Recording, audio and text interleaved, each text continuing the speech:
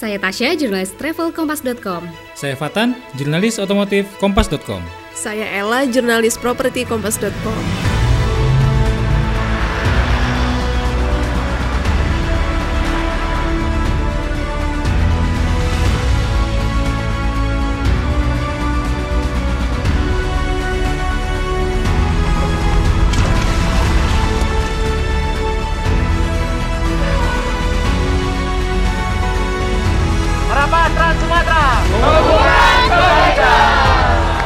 Ikuti perjalanan kami dalam Merapah Trans Sumatera 2022.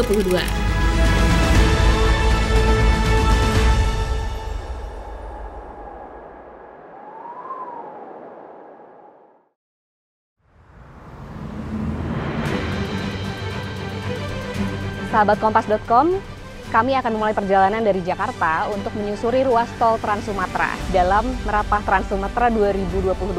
Tapi sebelumnya, kami akan menyeberangi dulu dari Merak ke Bakauheni. Ikuti terus perjalanannya ya.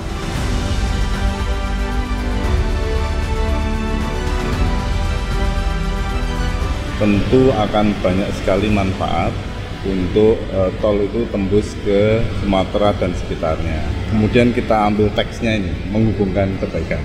Kita juga akan memperkenalkan beberapa UMKM di daerah-daerah sekitar dan juga kuliner pastinya. Ini semangat yang kami bangun dan semoga perjalanan yang akan ditempuh 12 hari pasti akan dengan sangat detail mendatangi tempat-tempat yang menginspirasi orang untuk menempuh perjalanan dan juga menikmati pembangunan yang ada. Merapah Trans Sumatera, menghubungkan kebaikan.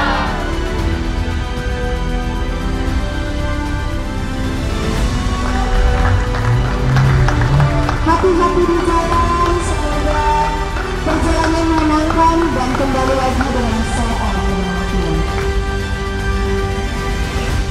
Wih, pemandangannya keren banget nih. Setelah tadi kita 2,5 jam perjalanan ya menuju Merak. Dan sekarang kita mau nyebrang dari Merak ke Bakauheni. Dulu tuh sempat ada wacana gitu, jembatan Selat Sunda. Nah, ini tuh nanti akan mendukung ruas jalan tol Sumatera yang akan kita lewatin. Cuma saya memang belum terlaksana nih. Cuma ntar kita tunggu aja ya kali.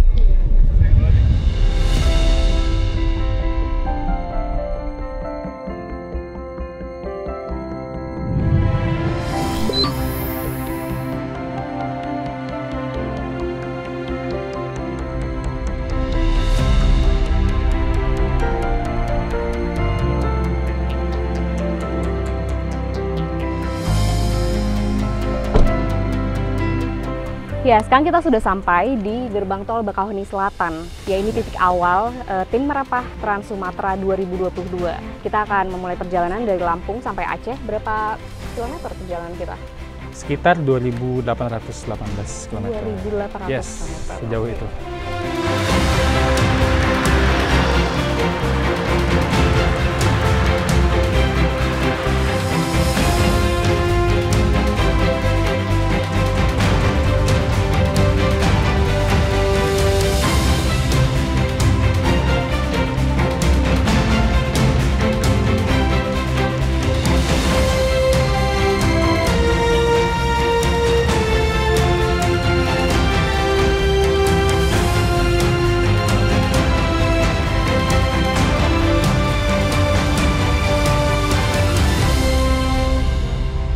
Sahabat Kompas.com, hari ini adalah hari kedua Merapah Trans Sumatera 2022. Seperti yang kalian bisa lihat nih, di belakang kami ada gerbang tol ITERA Kota Baru Bandar Lampung.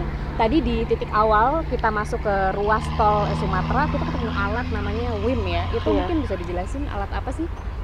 WIM adalah Weigh in Motion atau alat untuk mendeteksi kendaraan overdimension overload. Jadi kendaraan yang bermuatan berlebih nantinya kalau misalnya terdeteksi akan dikeluarkan ke pintu tol berikutnya. Oke. Nah, selain WIM juga ada ETLA. ETLA itu Electronic Traffic Law Enforcement. Jadi dia bisa membaca pelanggaran yang dilakukan oleh pengguna jalan tol. Nah, kebetulan di pintu tol Kota Baru ini ada juga ruangan diperiksa siapa aja yang melanggar. Jadi kita lihat langsung yuk. Pagi Pak.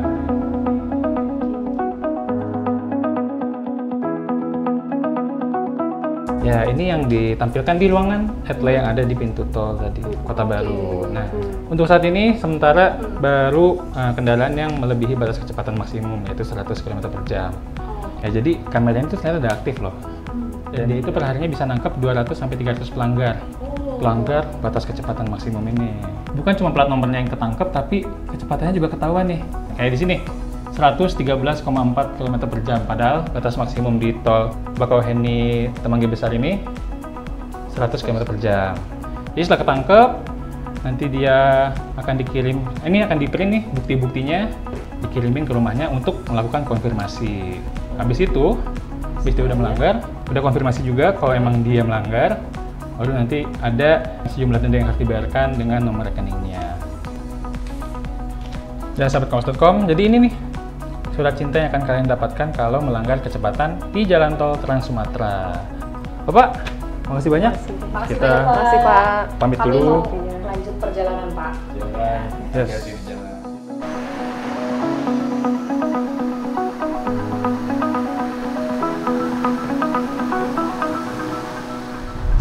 Kita kan udah pakai mobil ini 24 jam lebih nih. Menurut kalian enak gak sih Honda All New BR-V ini? Secara kenyamanan ya, baik duduk di depan atau di belakang. Apa? Aku nih gampang mual nih kalau di mobil. Kemarin aku coba di depan sama di belakang, aman sih. Kalau saya kan kebetulan emang agak tinggi ya, tinggi badan, 128 cm. Kemarin nyobain duduk di depan, kalau menurut saya ya, itu emang agak nanggung. Tapi kalau duduk di belakang, itu buat saya the best. Soalnya kaki saya bisa masuk ke bawah bangku depan. Apalagi di kiri kanannya ada sandaran tangan juga. Udah emang the best position kalau buat saya sih di belakang. Tapi itu emang pengaruh juga sih kalau nyetir. Kalau menurut saya jangan terlalu nyaman. Kenapa? Kenapa tuh? Gampang ngantuk. Bener. Sering denger nggak mobil di jalan tol tiba-tiba nabrak belakang truk? Iya, sering tuh baca di berita juga banyak tuh. Itu tuh salah satu penyebabnya itu karena microslip. Kita kan nyetir nih di jalan tol yang kondisinya monoton. Nah, kebosanan itu yang membuat kita kelelahan juga. Pada akhirnya malah jadi seperti tidur sesaat. Gimana biar nggak mengalami microslip gitu? Jadi kalau kita nyetir, kalau bisa tuh jangan dipaksa. Maksimal 3 jam sekali, langsung cari rest area. Nanti kita bisa istirahat selama 15 menit. Tapi itu istirahatnya bukan cuma duduk di mobil aja ya. Kita keluar dari mobil, peregangan, stretching tangan, stretching kaki. Nah, gak bisa tuh dipaksa pakai minuman energi. Atau kita maksa ngebut-ngebutan biar adrenalinnya tinggi, itu nggak bisa. Kuncinya cuma satu, yaitu tidur, istirahat. Kebetulan sepanjang perjalanan kita nemu beberapa rest area tadi ya. Setelah kita masuk di Bandar Lampung tuh ketemu 3 kalau nggak salah ya. 3.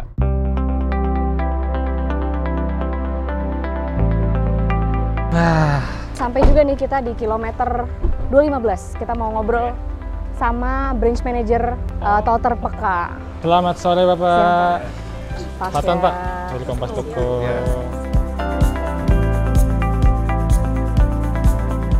Jalan tol terpeka ini sepanjang 189 km melintasi 5 kabupaten. Kalau dulu sebelum ada tol, infonya dari Bandar Lampung ke Palembang itu sekitar 12 jam.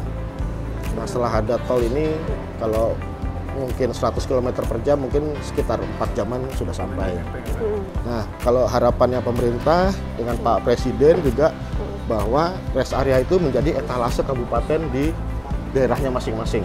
Kami memfasilitasi untuk pemerintah kabupaten bisa membuka dekranasda di rest area tanpa pungutan apapun.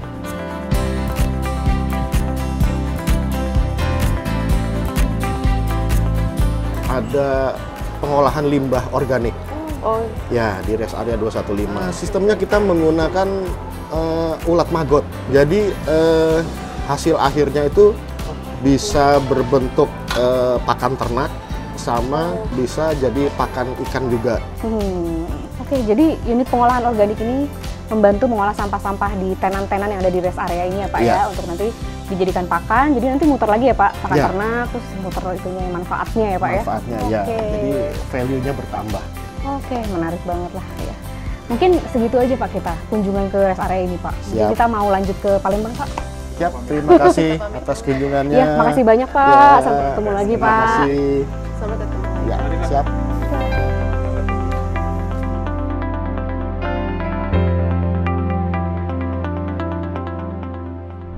Oke, Mbak Tasya sama Ella, tadi kan saya bilang mobil ini enak banget ya dipakai jalan jauh. Kenapa coba? Dia udah dilengkapi dengan yang namanya Honda Sensing. Dia itu kayak asisten pengemudi. Nah, di jalan tol yang monoton kayak gini, dia punya dua fitur yang bermanfaat banget. Pertama itu ada namanya Adaptive Cruise Control. Cruise Control itu kita bisa nyetel nih kecepatan berapa kita mau mobil ini jalan. Oh gitu. Jadi ini udah saya set nih 80 km per jam. Udah, dia bakal jalan di kecepatan itu terus. Ini ngesetnya sebelum tadi jalan? Sambil jalan. Oh gitu. Jadi bisa kita aktifin dari yang ada di tangan kanan saya ini nih, ada di setir sini. Diaktifnya di sini. Hebatnya lagi dia bukan cruise control biasa tapi adaptif. Jadi dia itu punya radar nih. Radarnya itu ngebaca kendaraan di depan kita. Jadi kalau misalkan kita ngikutin satu mobil nih, kalau misalkan dia pelan, kita ikut ngerem. Dia maju, kita ikut ngencengin. Selain tadi adaptive cruise control, dia juga punya namanya lane keeping assist. Nah itu apa tuh? Dia itu ngebantu banget kalau di jalan tol kayak gini, ada marka jalur di kanan, ada marka jalur di kiri, dia ngejaga mobil tetap di tengah. Berarti kalau kita meleng nih atau nggak sengaja nih pinggir, itu gimana? Dia bakal apa? Tiba-tiba setirnya belok sendiri. Oh. Dia balik lagi. Dia ke kanan. Yes. Jadi nggak kalau kita ini nggak tiba-tiba pindah jalur. Ini juga, tapi jangan sih. Sebenarnya bisa kita lepas tangan. Cuman ya mau ngapain sih gitu.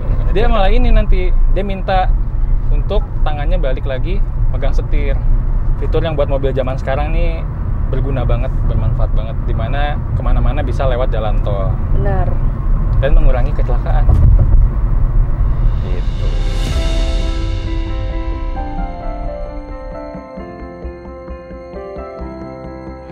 Saat ini saya berada di Jalan Tol Tebanggi Besar, Pematang Panggang, Kayu Agung atau Terpeka di KM 254. Saat ini juga sedang ada perbaikan jalan di tol ini, yaitu menggunakan metode white topping. Ini dilakukan untuk standar pelayanan minimal. Perbaikan jalan ini dilakukan selama 7 hari. Dan sebagai informasi, tol Terpeka merupakan tol terpanjang di Indonesia. Tadi saya sudah melewati tol ini dengan jalan yang cukup bergelombang, tapi nyaman dilintasi asalkan dengan kecepatan 80 km per jam.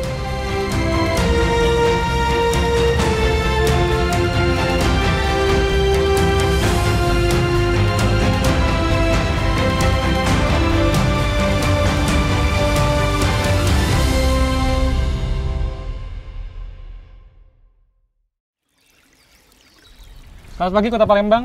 Kami sudah hari ketiga dari Merapah Trans Sumatera 2022. Tepatnya pagi ini kami lagi di Benteng Kuto Besak, Kota Palembang. Kami akan bertemu dengan komunitas Honda BRV yang ada di Palembang.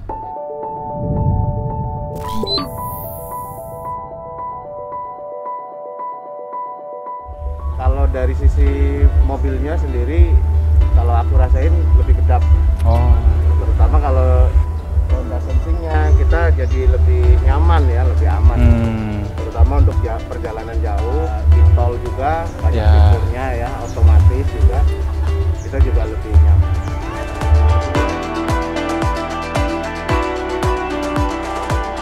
Merapah Trans Sumatera 2022 mengumumkan kebaikan.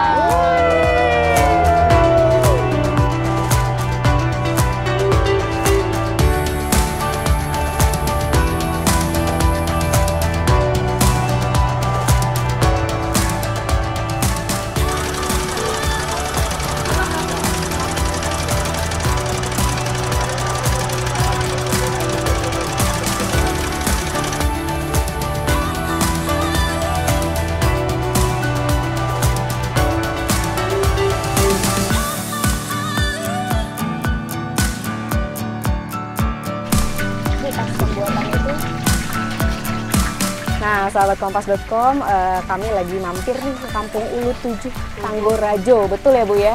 Bersama Ibu siapa nih, Bu? Namanya? Cek Mary namanya. Ini kita lagi lihat bikin empek-empek. Nanti sore ya Bu ya, sore akan dijual di kapal, di perahu, terus nanti nyebrang Sungai Musi. Sore kalau mau makan. Ini ngiler banget nih nonton ini.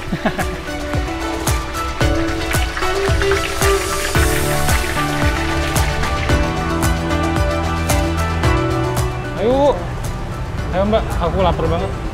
Kita udah sampai nih di mie celor HM Syafei ini. Mie celor salah satu ini ya, makanan ikonik Palembang lah gitu ya Mas ya.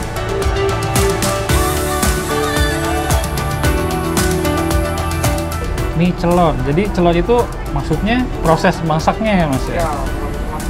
Dicelup gitu ya, mungkin bahasa Palembangnya. Oke. Ini udah bisa dibawa ya Mas ya? Oke, Sudah jadi. nah udah jadi nih mie celornya. Kami mampir dulu nih ngisi perut yang lapar. Mie celor itu salah satu makanan ikonik di Palembang nih. Nggak sabar nyobain ini. Yuk, ikutin.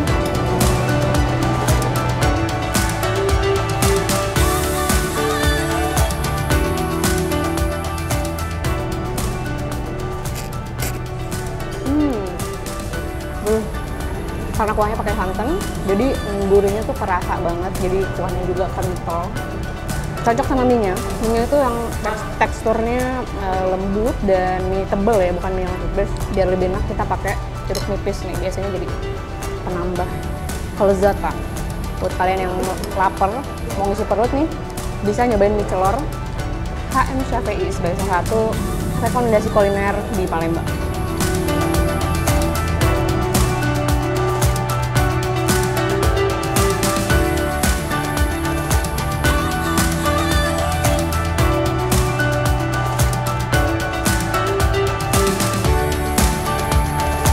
Di sela perjalanan kami mampir ke Rumah Songket Adis untuk melihat beberapa koleksi kain songket. Siapa tahu kita mau beli nih, tapi cek dulu nih harganya ya.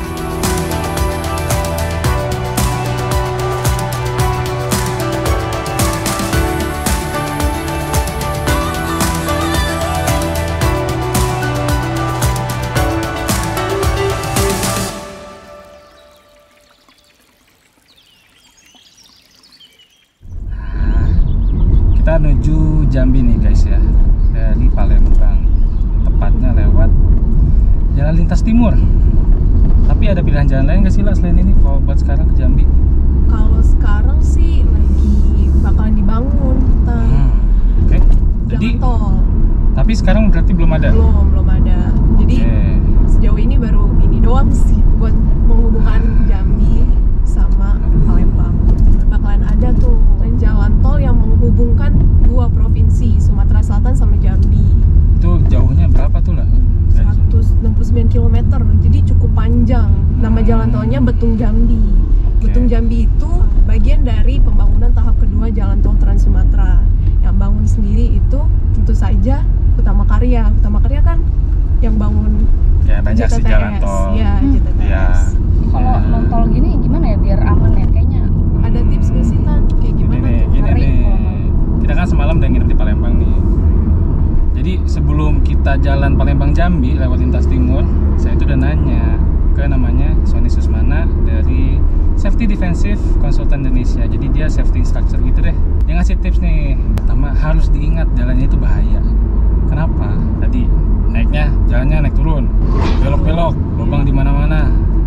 Banyak batu kerikil tuh. Iya. Jadi pertama harus ekstra waspada. Kita udah waspada nih, cuman kita harus lebih waspada juga sama yang pakai jalannya. Ada truk-truk juga. Kita harus jaga jarak aman sama mereka. Karena ini kan kita lewat nanjak turun, nanjak turun ya. Mereka tuh ada aja yang odol dan gagal nanjak. Kalau kita terlalu mepet, dia bisa mundur, kita yang kena. Ini truk-truk ini tuh menarik perhatian para bajing loncat. Jadi dia tuh ya kriminal lah, aksi kriminal. Pemalakan gitu ya? Ya, jadi gak cuma truk aja, ya pasti kalau namanya kriminal juga dia ngincer ya kita ini. Jadi sarannya sih jangan lewat Jalan Lintas Timur ini malam hari. Kalau malam lebih bahaya lagi kan, apalagi kalau udah ngantuk, kurang konsentrasi kayak gitu. Tapi berhenti kali ya kalau udah gak fokus gitu. Bisa sih, cuman harus ketahui juga nih, kita kalau berhenti di Jalan Lintas Timur itu nggak bisa sembarangan. Pastiin tempat berhentinya itu rame.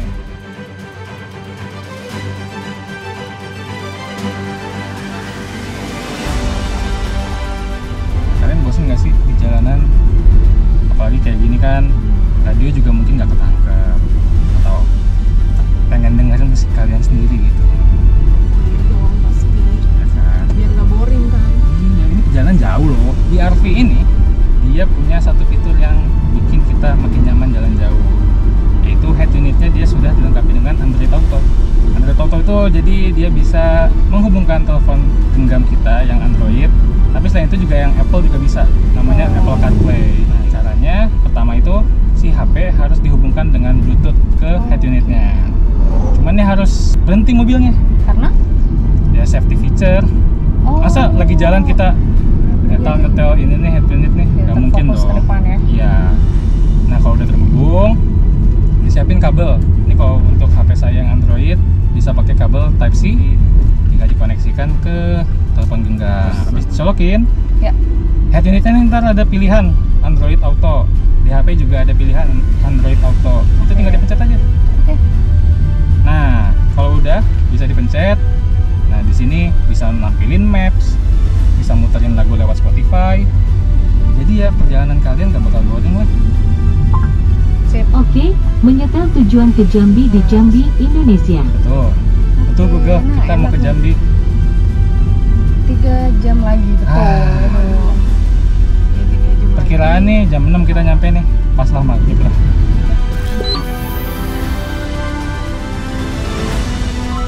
Badak oranye, badak abu, berapa kilo lagi sampai Jambi? Sampai Jambi sekitar 55 km lagi, Badak putih di kopi. Alhamdulillah dikit lagi kita sampai nih, finish di etape pertama Merapah Trans Sumatera 2022. Mau pada makan apa nih di Jambi? Amin. Kita makan yang segar-segar kayaknya, enak nih. Cakep, tolong cariin ya, yang enak pokoknya. Siap, di kopi.